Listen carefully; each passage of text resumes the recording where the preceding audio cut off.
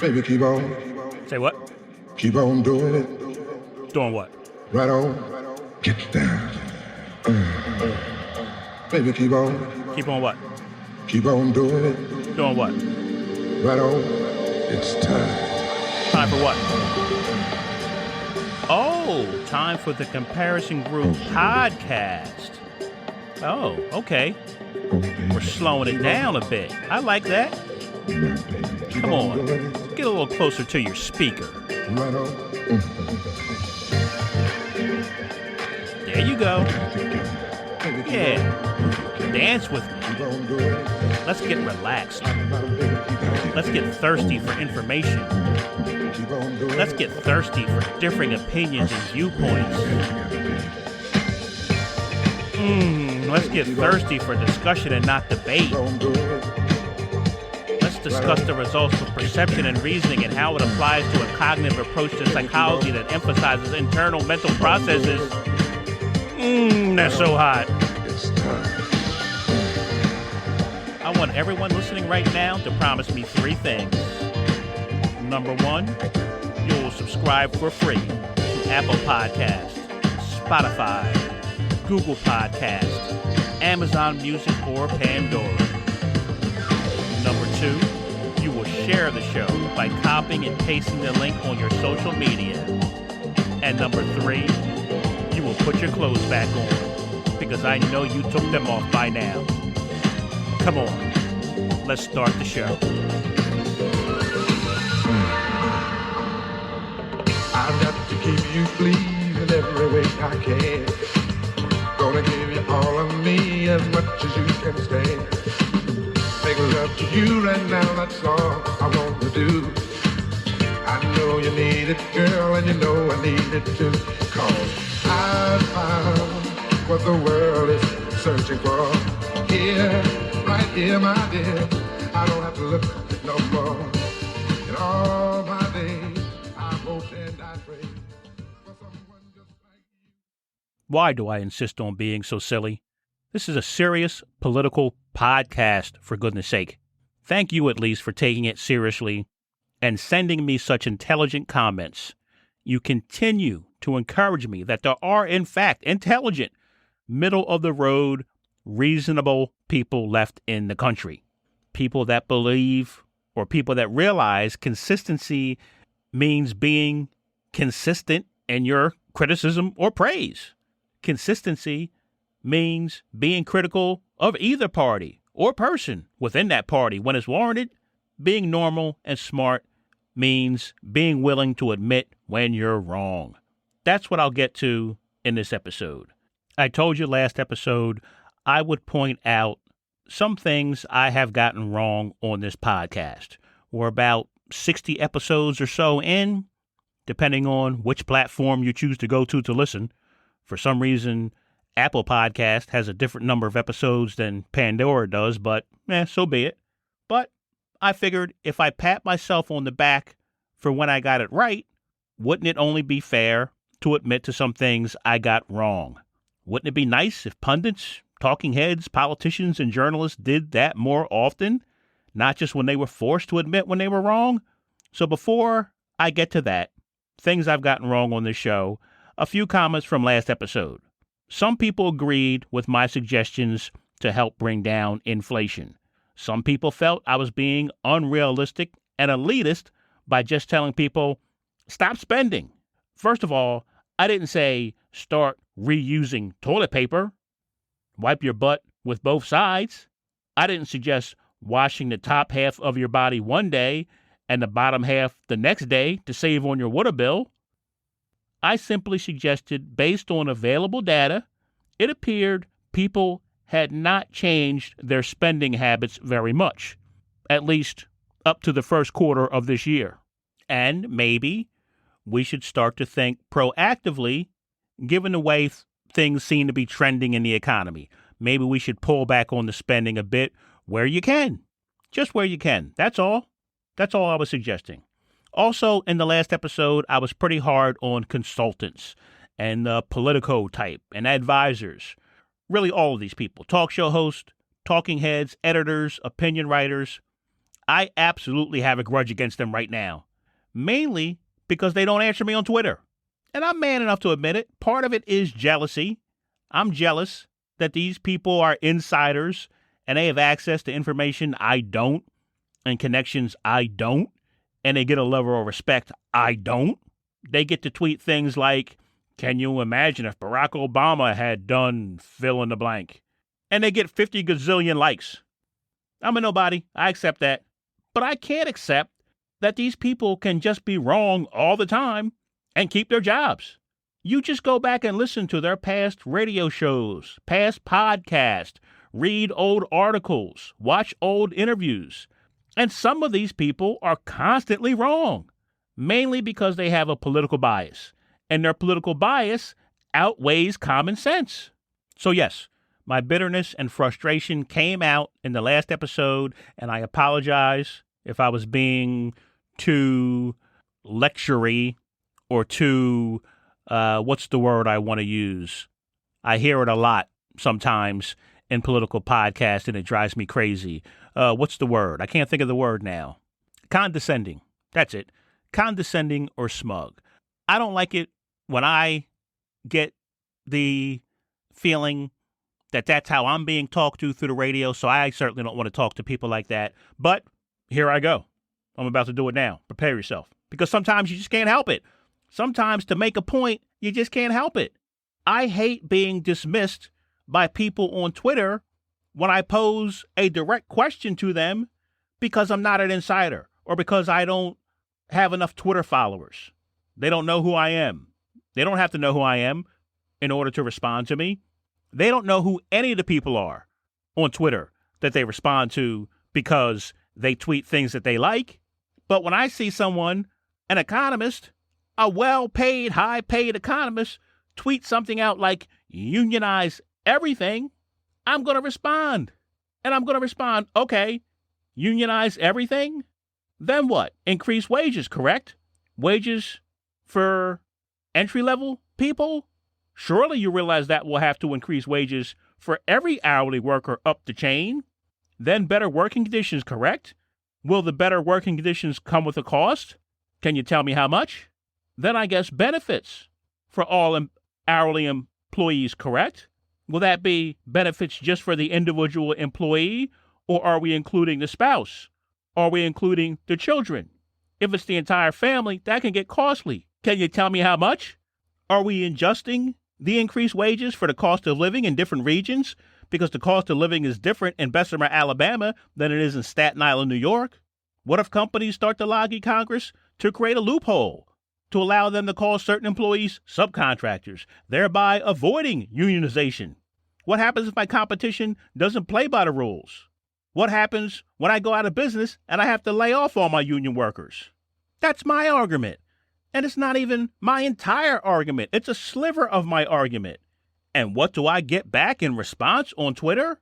What's the argument from the other side? Unions are good, period. Period spelled out. Oh, well, you certainly presented an airtight argument to me there. I thought I had you until you spelled out period. Unions are good, period. Unions are good, period. 900,000 likes and cha-ching, off to the bank. Now that I've got my bitterness out of the way, let me say, some of these people are very important to policymaking. Oh, yeah, no, listen, this is the What Did I Get Wrong episode. So I stand by everything I just said, but at the same time, I have to admit some of these people are very important in policymaking. And you know what? I'm not going to play the clip. I'm going to encourage you, if you want to hear it, go back and listen to the show. Which, let me remind you, if you go looking for past episodes, you may not find them on the website. If you're used to going to the website, www.thecomparisongroup.com, all of the episodes are not up there. I took some down in order to make it easier for people to scroll through on their cell phones. So if you're looking for older episodes, you have to go to Apple, you got to go to Spotify, blah, blah, blah, so on, so on. But I'm not going to play the clip. I'm going to save some time here. I talked about Joe Biden. The episode was my grade on Biden's first year. It was from January of this year, January of 2022, episode entitled My Grade on Biden's First Year. You know what? I got to play the clip. You're not going to know what the heck I'm talking about if I don't play the clip. I'll try and keep it short. Here it is.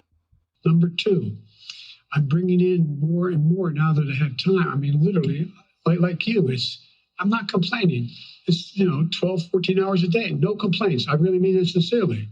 But now that certain of the big chunks have been put in place and we know the direction, I'm also going to be out there seeking the more advice of experts outside, from academia to editorial writers to think tanks, and I'm bringing them in, just like I did early on, bringing in presidential historians to get their perspective on what we should be doing, seeking more input, more information, more constructive criticism about what I should and shouldn't be doing. Do not seek the advice of academics and editorial boards and think tanks. They don't know anything. They have been steering you wrong.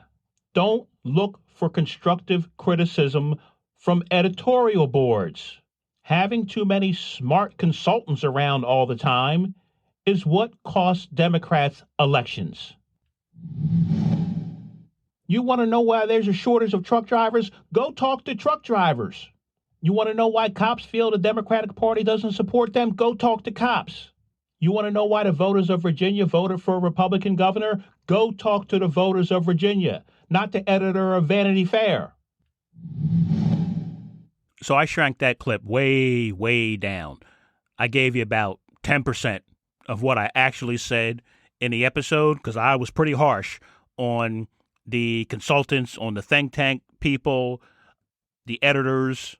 And you heard me say, these people don't know anything. I also said they don't really work. Way too harsh, way too broad, way too general. The point I was really trying to make, and I should have stuck with the point instead of saying those things about the advisors, is rather than Joe Biden saying he's going to seek the advice and seek constructive criticism from what I would consider the inside people, he needs to go to the outside people. He needs to go and talk to the people who are just normal, everyday, run-of-the-mill people. I stand by that, but to say that the other people don't have value too is wrong, and I recognize that when I took a look at Biden's executive order on competition. Now, I've also been critical of Biden in talking about competition. That's another thing that I've gotten wrong in another episode on this show, talking about how when Biden cites competition as a main driver of inflation or competition as a way to create more equality in the economy, I say, not really, because companies can have a competition of one. There can only be one company doing it, and they're still going to jack up prices. It's going to be whatever the market will bear. Even if there's one company, if you're willing to pay, they're going to charge it. But at the same time, I have to realize there's a ton of other things that has to do with competition that I know nothing about, that I don't consider because they don't affect me. I'll give you a couple of examples from the executive order. This comes from whitehouse.gov, fact sheet, executive order on promoting competition in the American economy, released on July 9th, 2021. So about a year ago, which means you should avoid the first sentence. The economy is booming under President Biden's leadership. Oh boy. Here are some things from the executive order. Make it easier to change jobs and help raise wages by banning or limiting non-compete agreements and unnecessary, cumbersome occupational licensing requirements that impede economic mobility. Lower prescription drug prices by supporting state and tribal programs that will import safe and cheaper drugs from Canada. Save Americans with hearing loss thousands of dollars by allowing hearing aids to be sold over the counter at drugstores. Save Americans money on their internet bills by banning excessive early termination fees, requiring clear disclosure of plan costs to facilitate comparison shopping, and ending landlord exclusivity arrangements that stick tenants with only a single internet option. Make it easier for people to get refunds from airlines and to comparison shop for flights by requiring clear upfront disclosure of add-on fees. Make it easier and cheaper to repair items you own by limiting manufacturers from borrowing self-repairs or third-party repairs of their products. Make it easier and cheaper to switch banks by requiring banks to allow customers to take financial transaction data with them to a competitor. And it goes on and on and on and on. It's a ton of stuff, including enforcing antitrust laws, including going back and looking at some bad mergers from the past and challenging those. So I have to admit, I was wrong. Competition isn't just more companies providing the same services, the same products and services. That's not just competition. If you have more people selling it, it'll keep the prices down. It's also a lot of these ideas that do come from the advisors, from the analysts, from the think tank people, and maybe even from the editorial boards. So I stand corrected. Next, there is a lot of talk about getting rid of the filibuster or carve-outs to the filibuster to pass things like voting rights bills or abortion rights protections. Now, I've gone back and forth on this. I've talked about carving out the filibuster for things like banning or reforming lobbying and reforming gerrymandering, the process of drawing unfair voting districts to favor one party. Seemed like a no-brainer to fix those two things. If you fix those two things, you fix a lot. Lobbying and gerrymandering. But I had to remind myself, consistency. Would I be okay if the filibuster was done away with or carved out to pass things I don't agree with? There is no question the filibuster is being abused. No question. And something needs to be done about that. But simply getting rid of it does not guarantee bills passed would withstand a challenge by the courts. So my idea to outlaw gerrymandering, for example, would surely be challenged and probably be overturned on the basis of states' rights to determine voting districts. If voting districts are drawn unfairly, well, it's up to the courts to determine that. That can be challenged at the state level. So my feelings and opinions on the filibuster need some more consideration. On one hand, I say the Democrats are wrong for trying to carve out the filibuster for certain things that they want. On the other hand, I don't want to be totally dismissive on the desire to do something because I recognize the abuse of the filibuster right now. So I was wrong on both counts there. How can I do that? I was wrong on my idea to carve out the filibuster for things that I thought would be good, but also wrong to dismiss the Democrats when they say, we got to do something about this filibuster. Something does need to be done. It's just a matter of what. One more. I got to try and keep this show short. I can't keep doing over 40-minute shows. Now, I know there are other things to talk about. Boris Johnson resigned as Prime Minister of the United Kingdom. Was I the only one that thought he wasn't really Prime Minister? It was a prank reality show? Anyway, Shinzo Abe, Prime Minister of Japan, former Prime Minister of Japan, was assassinated. Terrible. We had another shooting on the 4th of July. We had another controversial shooting of a black man in Akron, Ohio. So I know there's other things to talk about, but I got to try and stay focused. I probably will talk about those last couple of things in future episodes. But just a quick thought.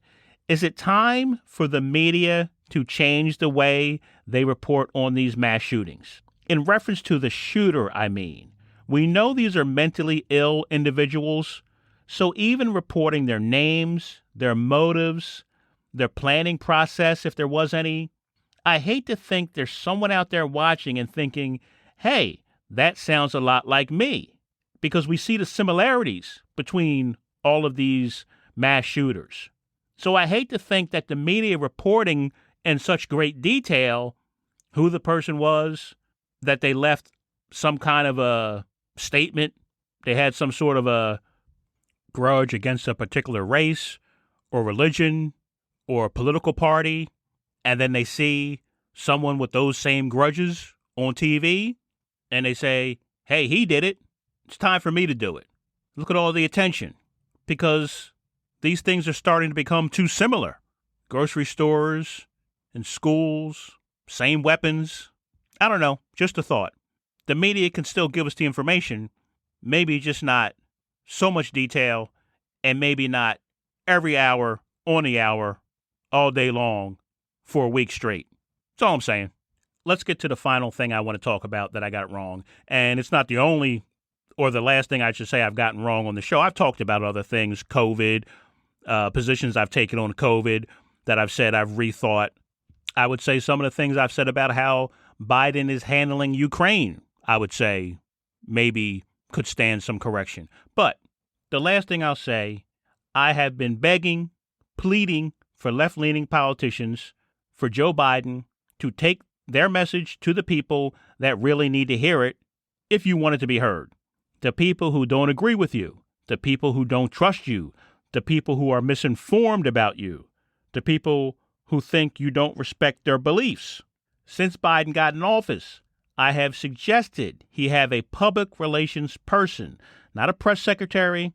Their job is to push the administration's agenda. No, I mean a public relations person whose job it is to strictly go on all forms and all slants of media and give the honest, good, bad, and ugly on the issues affecting people. Where was I wrong about this? In suggesting it. I should have demanded it. Okay, so I'm cheating a little on this one. This is not I was wrong. This is I wasn't right enough. I can't overstate how important I think it is for this administration to go and talk to the people who don't trust them, who are misinformed about them. You can't do it sometimes. You can't do it kind of. And you can't do it with people from the administration that they don't trust.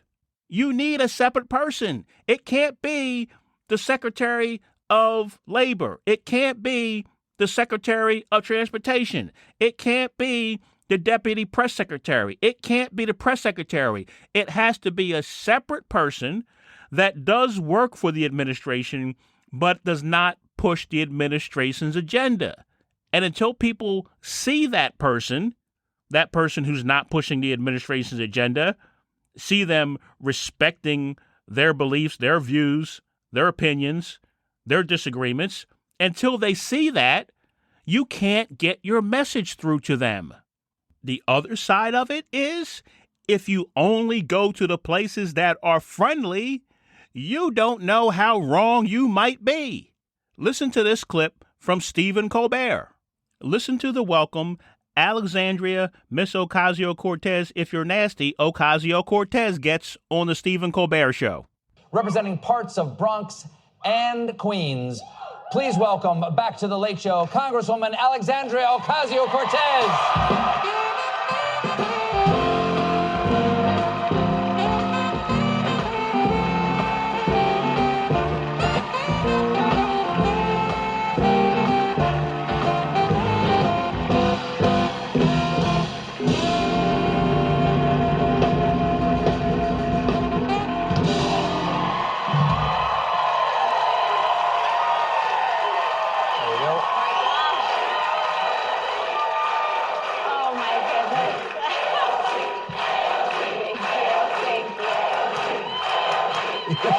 My God. Thank you.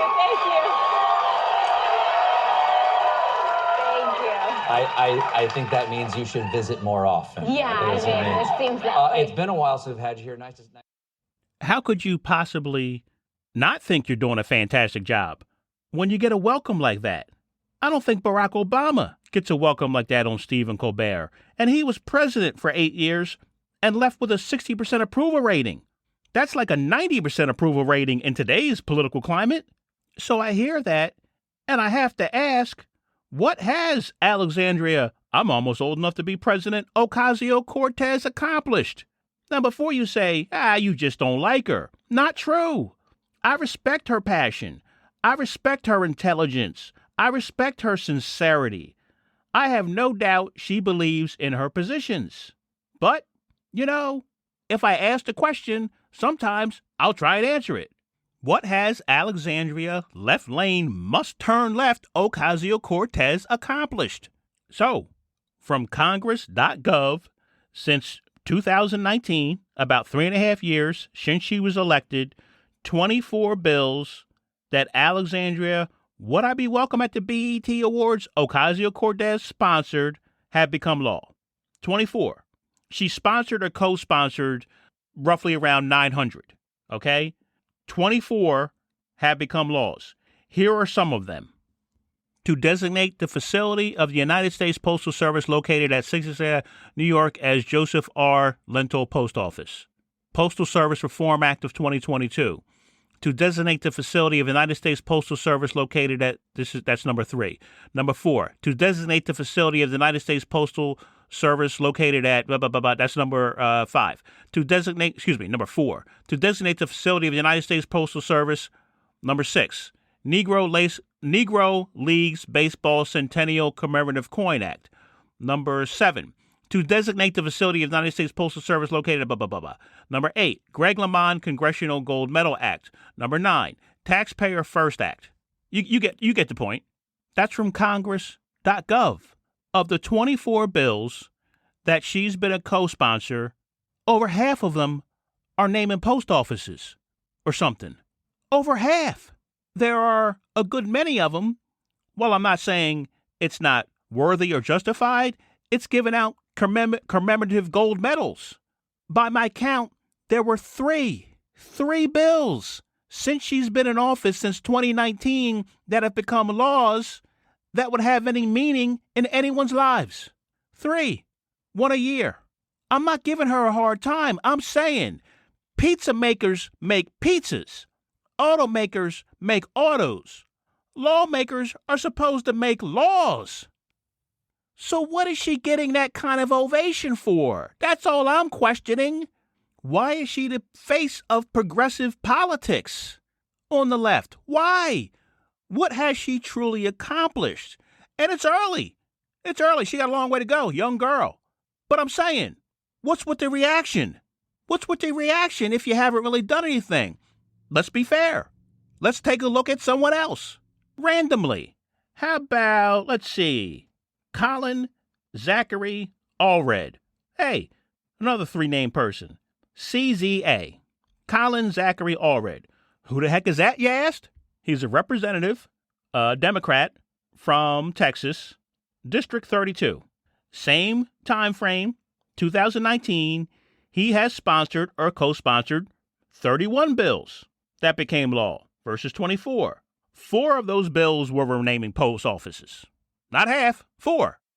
Some of the 31 bills he sponsored or co-sponsored that became laws: to authorize the National Medal of Honor Museum Foundation to establish a commemorative work in the District of Columbia's environs for other purposes. That's number 1. Remote Act. I don't know what that is. Harlem Health Fighters Congressional Gold Medal Act. Dr. Lorna Breen Healthcare Provider Protection Act. Pause for Veterans Therapy Act. Accelerating Access to Critical Therapies for ALS Act. Strengthening and amplifying vaccination efforts to locally immunize all veterans and every spouse act. Yeah, it seems like he's doing at least as much, if not more, than Alexandria. I was a bartender, not a bouncer, because I didn't have the temperament to be a bouncer Ocasio-Cortez has. So why doesn't he get invited on Stephen Colbert so he can get a standing, rousing ovation? Because it's not about action. It's about talk. Unfortunately, it's about talk. But even if you talk, shouldn't you go somewhere and talk to people who don't agree with you? People who may question your ideas? Otherwise, how would you ever think your ideas might need questioning? I can't stress it enough.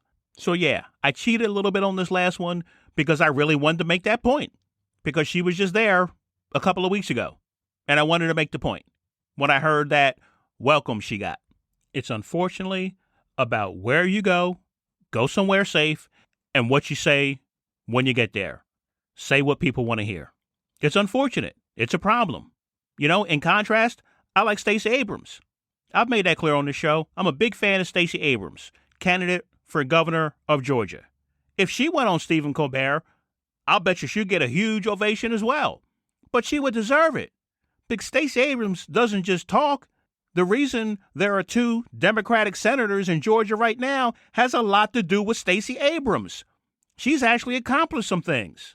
The reason Georgia went blue in the last election has a lot to do with Stacey Abrams. That's the difference. And in a recent interview, Stacey Abrams said, "You're not going to solve a problem if you don't know you have a problem." An old thought, a common thought, said in a different way, but it couldn't be more true when it comes to politicians only doing friendly interviews and the American people letting them get away with it. It's a problem.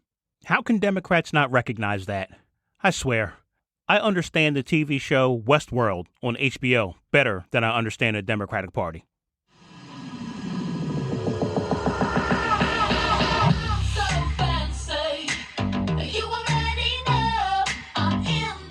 Oh, I see what we're doing now. We pick it up. Pick it up at the end. Finish strong. I like that. Okay, I can dance. I can dance. This is why you got to support me. This is why you got to share the show. Oh, listen to that. That seems very unnecessary. Drop it low and pick it up. Listen on Apple Podcast. Listen on Spotify. Listen on Google Podcast. Listen on Amazon Music. Listen on your Alexa devices. Listen on your TV. Listen in the car. Listen on Pandora. At this point, you could probably put your ear to the ground and hear the show. So why not subscribe and share it? Come on, help me out. Help me get bigger so I can get on YouTube. Don't you want to see me dance? Watch this. Watch this move.